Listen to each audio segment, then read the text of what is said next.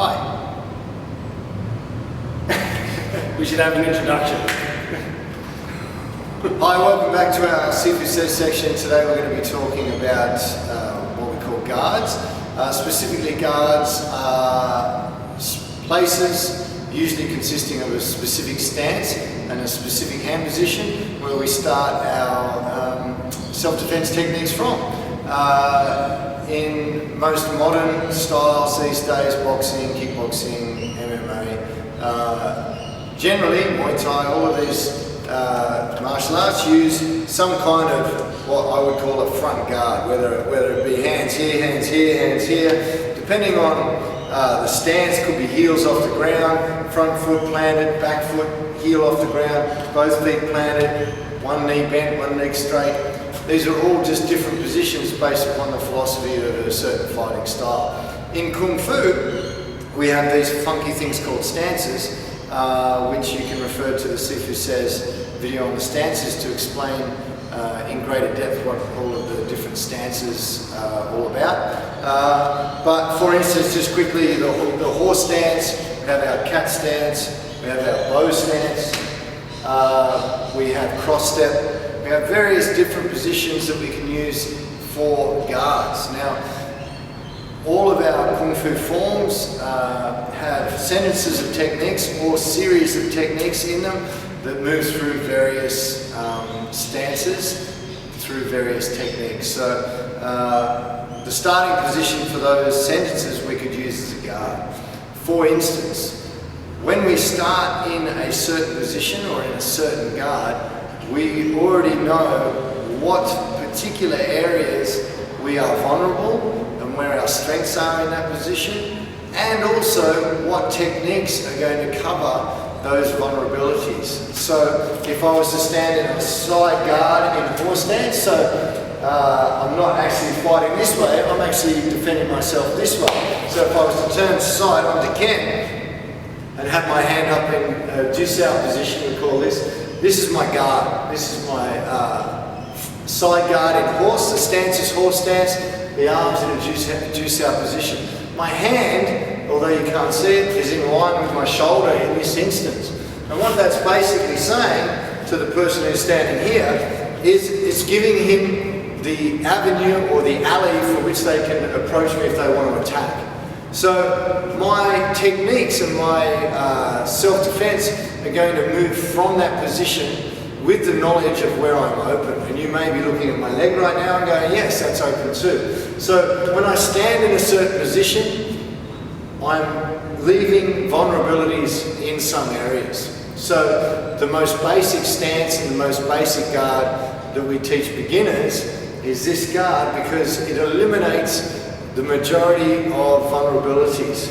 For Ken to get even close to me through this guard to hit me, he has to come past that hand. So if he's doing a punching technique, I'm very easily guard or cover myself with any technique that comes either high or low. So we have this position here, which we would call our guard. Now, of course, underneath here, I'm also vulnerable to attack underneath, but then the techniques that we have flowing from this guard would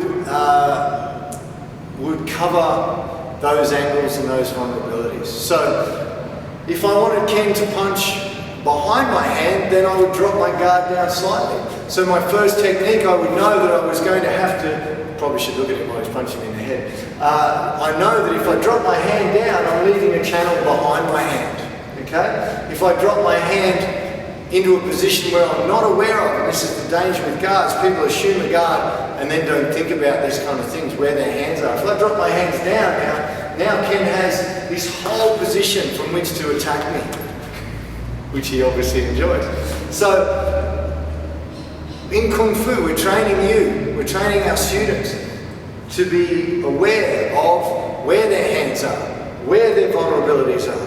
When you stand in a certain position, you're basically saying, punch me here, kick me here, because that's what I want you to do. So when the person comes in with a technique, I can automatically block that and then return via if I need to.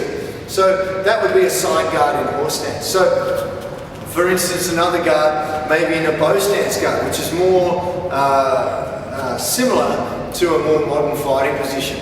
And in a front guard like this would be a more vulnerable guard to me, basically because you have to cover more angles of attack. There's more places where someone can strike at you in this guard, more places which I have to cover.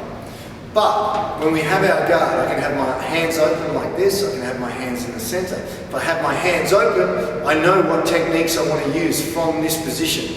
I have already in my mind, the person's going to come up the central channel into my guard, and all of the techniques that I'm going to work are based upon that fighting position. If they come around, then they have to take a step to come around this guard, which means I have time to react.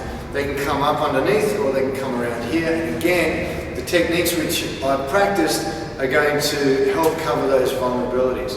You can stand in a cat stance guard. However your hands will be, you have them placed so that your techniques can flow from that position. So, for instance, if I was to get Ken to punch me in a cat stance kind of position here, I can basically invite a person straight up the center here with my hand techniques, and I can use a kick or a strike or a parry at the same time to eliminate that threat. Again, from here, you have that central channel. Here in the guard, you have the side channel. You have the various positions where you can hold your hands. So all of these positions dictate how this person can attack me. If I've got my hands in front of the guy's face like this, he can't attack over my head. He's got to go around the hands or underneath the hands, and then I'm going to use my techniques based upon where my guard is. Yeah. So make sure that when you assume a fighting stance or you assume a guard, that you're 100% aware of where your feet and hands are, and you also have in mind the techniques that come from those particular guards. And that is how you learn. You learn those things through practicing the forms. In the self-practice that we do over and over and over again in the forms, this is where you embed those techniques so that you can get them in a sparring situation or a self-defense situation. I think that covers guards.